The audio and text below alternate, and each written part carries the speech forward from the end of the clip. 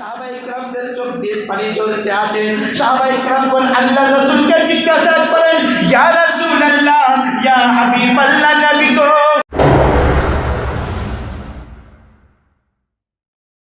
রমাদানাল্লাযী উনজিলা ফীহিল কুরআন, আমি আল্লাহ কোরআন শরীফকে নাযিল করেছি একটি পবিত্র মাস, যে মাসটির নাম হলো রমজানুল মুবারক। জোরে বলেন সুবহানাল্লাহ। অনেকের প্রশ্ন জাগে, আল্লাহ রমজান মাসে কোরআন শরীফকে নাযিল করলেন,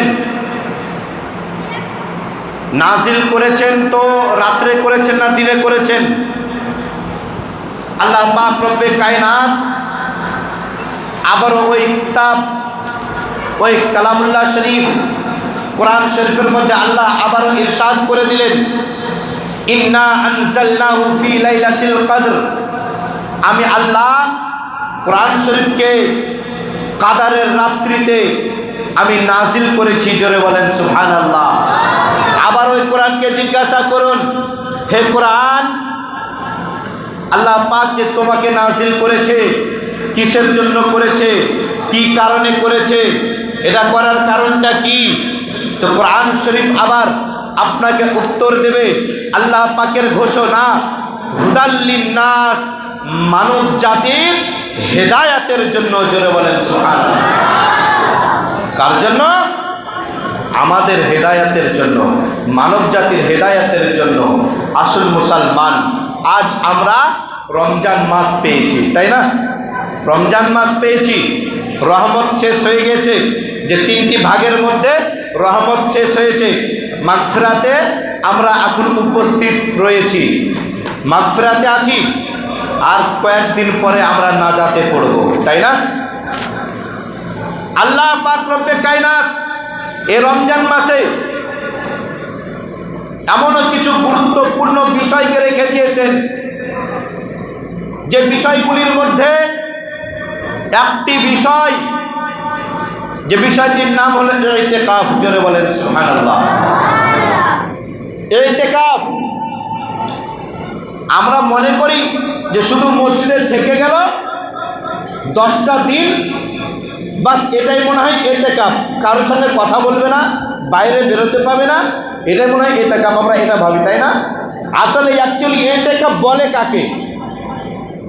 ইতিকাফ বলে কাকে এটা আগে জানতে হবে। কিতাবের মধ্যে পাওয়া যায়, ইতিকাফের নিয়াতে আল্লাহর ওয়াস্তে মসজিদে থাকার নাম হলো ইতিকাফ। বলেন না সুবহানাল্লাহ। ইতিকাফের নিয়াতে আল্লাহর ওয়াস্তে মসজিদে থাকার নাম হলো ইতিকাফ। এবার এই জায়গা থেকে কিছু এবার আমলিয়াত আছে। কেমন আমলিয়াত? যে আমি মসজিদে থাকলাম, শুধু ঘুম পাড়বো, এটাই কি ইতিকাফ? না মুসলমান, এটা ইতিকাফ নয়।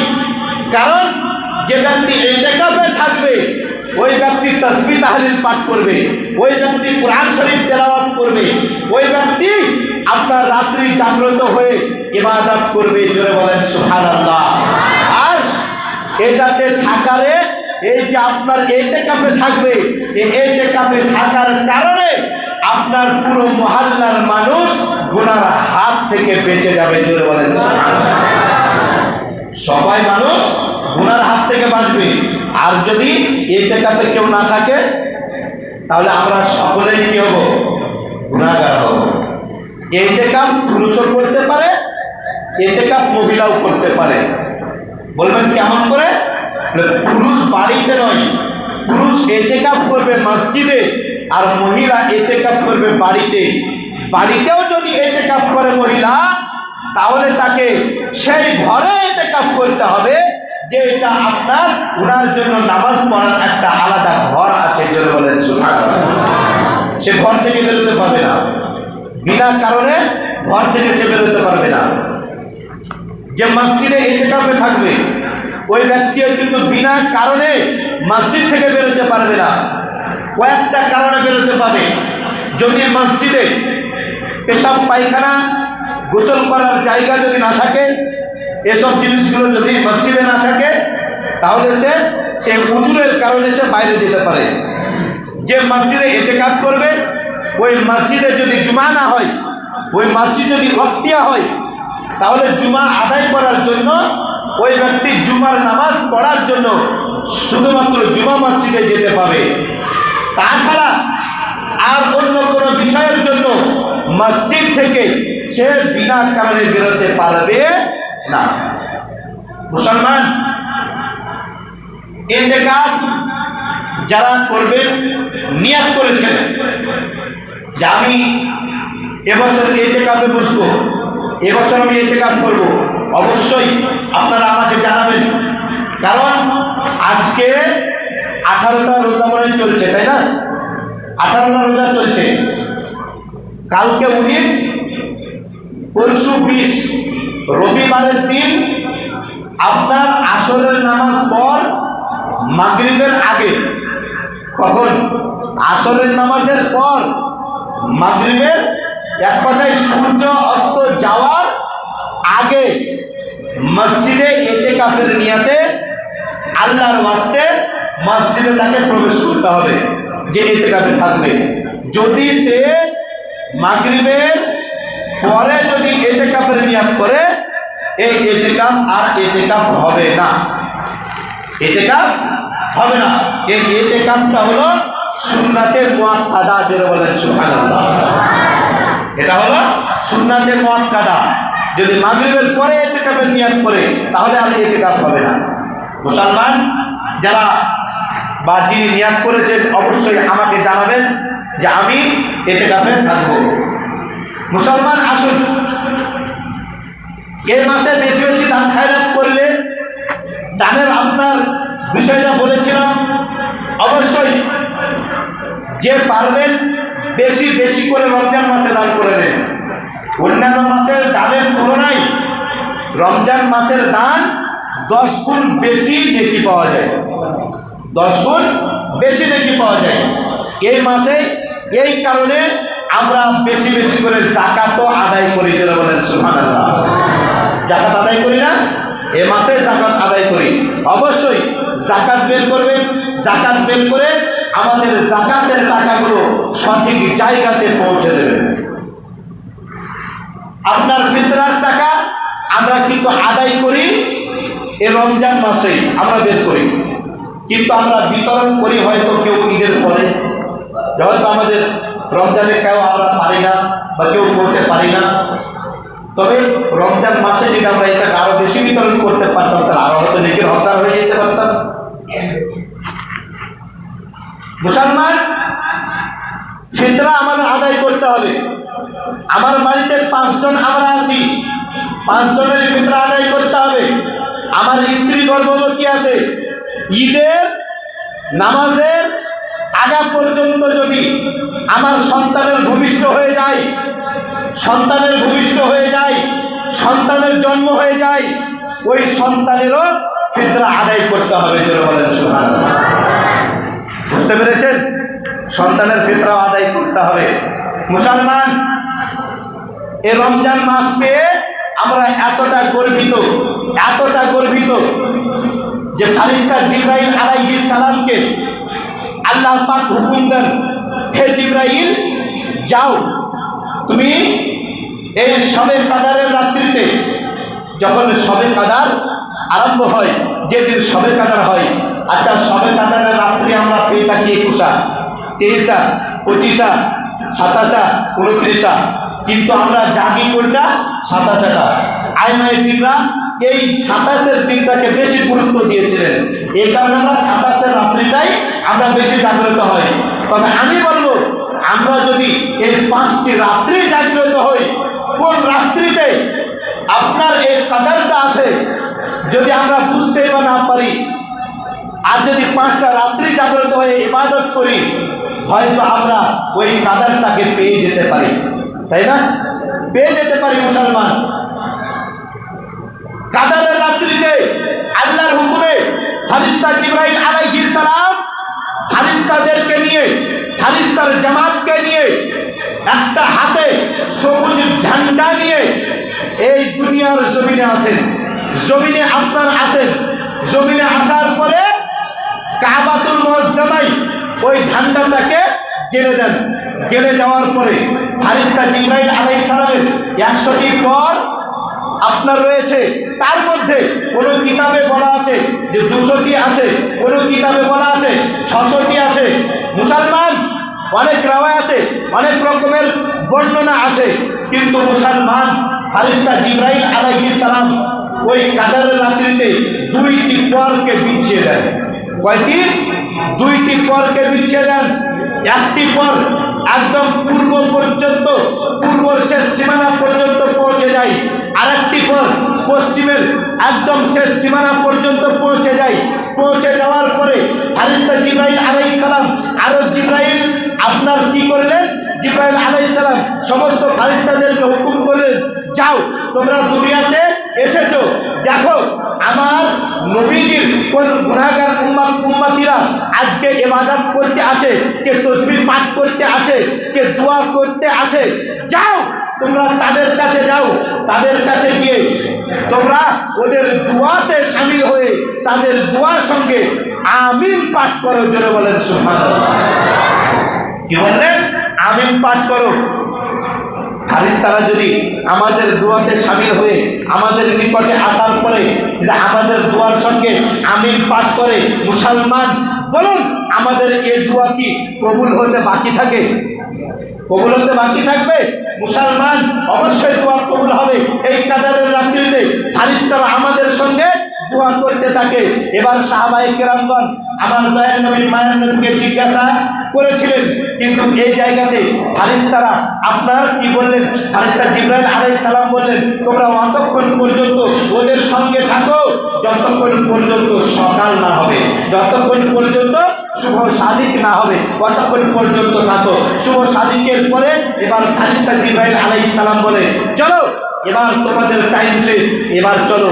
সমস্ত ফারিস্তারা জিজ্ঞাসা করছেন ফারিস্তাদের লিডারকে, ফারিস্তা জিবরাইল আলাইহিস সালামকে জিজ্ঞাসা করছেন, হে আমাদের লিডার আপনি একটু বলুন, আমরা তো এতক্ষণ যাবত দুনিয়ার জমিনে ছিলাম, এতে আপনার দেখতে পেলাম অনেক ব্যক্তিরা ইবাদত করলো, অনেক ব্যক্তিরা আপনার দোয়া করতেছিল, অনেক ব্যক্তি কোরআন শরীফ তেলাওয়াত করতেছিল।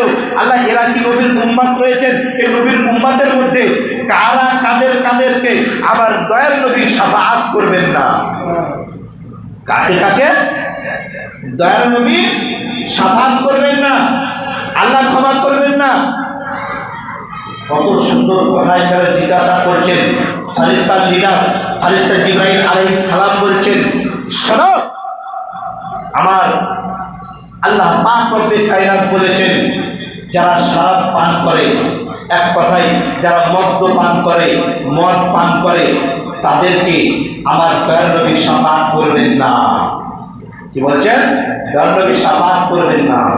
যে যার পিতামাতা বেঁচে ছিল বা বেঁচে আছে বা ইন্তেকাল করে গিয়েছে, পিতা মাতাকে পাওয়ার পরে যারা পিতা মাতার কদর করলো না, পিতা মাতাকে ভালোবাসলো না, পিতা মাতার সঙ্গে সদ্ব্যবহার করলো না, ওই ব্যক্তিকে আমার দয়ার নবী শাফাআত করবে না। আর কোন ব্যক্তি? বলে যারা বংশধরের মধ্যেই, রিশতেদারের মধ্যেই আপনার ঝগড়া ঝামেলার মধ্যে থাকলো, তারা ঝগড়া ঝামেলাতেই রয়ে গেল, তারা আমার পাশে আপনার মিচ্ছাদ করলো না, ওই ঝগড়া করে থেকে গেল, যে আল্লাহ রাসূল এদেরকে ক্ষমা করবে না, এদেরকে শাফাআত করবে না।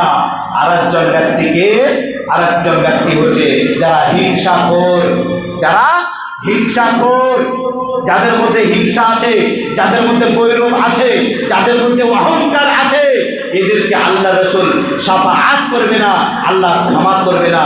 মুসলমান ফারিস্তা জিবরাইল আলাইহিস সালাম এই কথা বলার পরে সমস্ত ফারিস্তাদেরকে নিয়ে এবার কোথায় চলে গেলেন?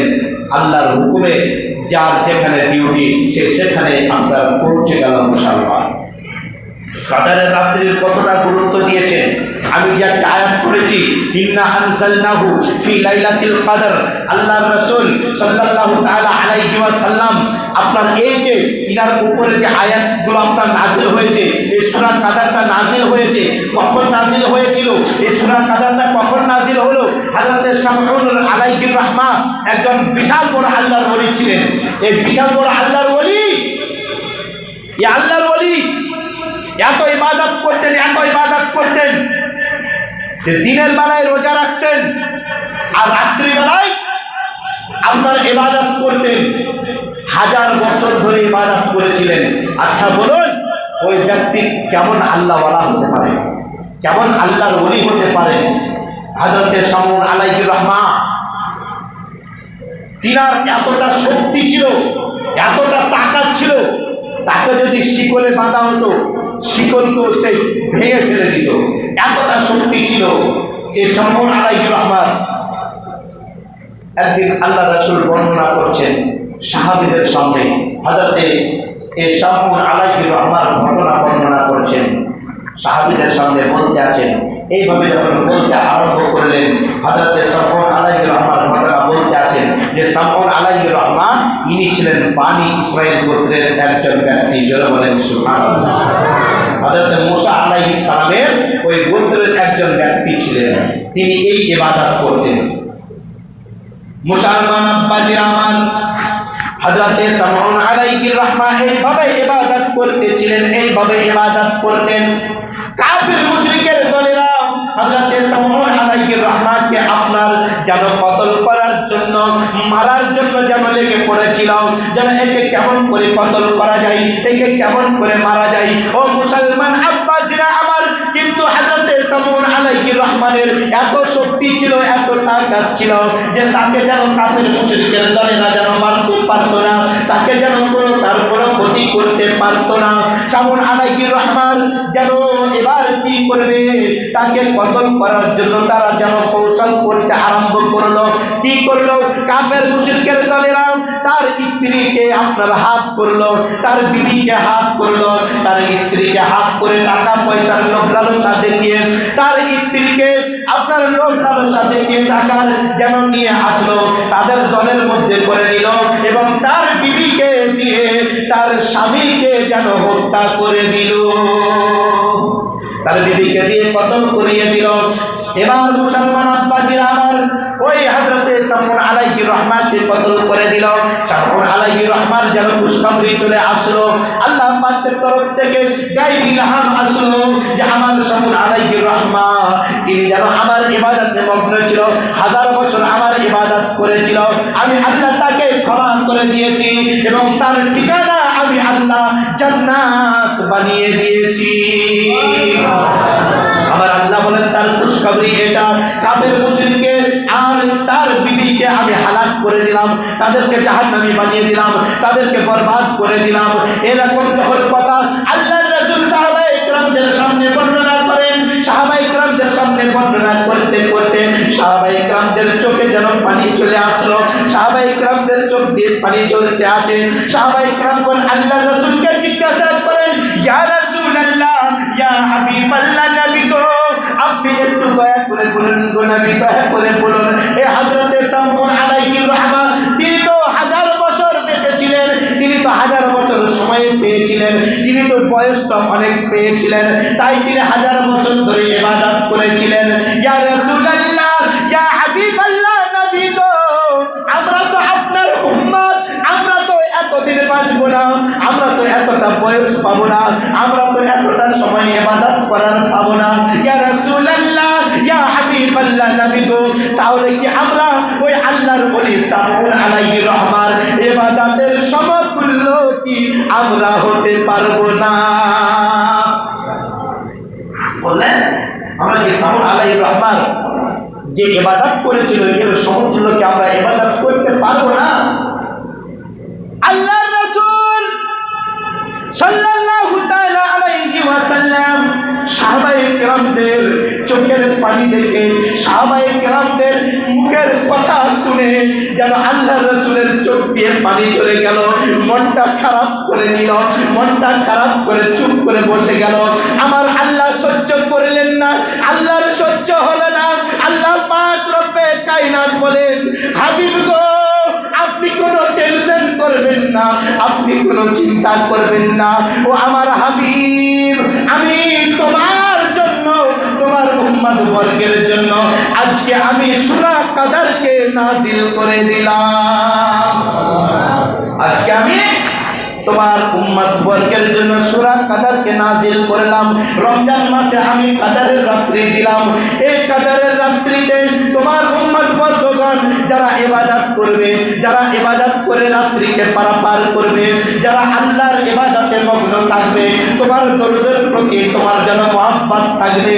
আমি আল্লাহ ওই হাজার বছর যে সামউন আলাইহির রহমা ইবাদত করেছিল, আমি আল্লাহ একটি বছরের মধ্যে এমন একটি রাত দিয়ে দিলাম যে রাত্রিতে তারা যদি ইবাদত করে, যদি রাত্রিটা গুজরে যায়, রাত্রিটা পারাপার করে যায়, আমি আল্লাহ ওই হাজার বছরের চাইতেও অধিক বেশি নেকি আমি আল্লাহ ওই রাত্রে দিয়ে দিলাম। ইবাদতের সওয়াব আমি ওই কাদের রাত্রিতে দিয়ে দিলাম। মুসলমান, নবীর উম্মতের পাওয়ার, নবীর উম্মতের এতটা পাওয়ার আমার আল্লাহ দিয়ে দিয়েছেন যে আমার নবী মন খারাপ করে থাকবে, আমি আল্লাহ কেমন করে এটা সহ্য করব?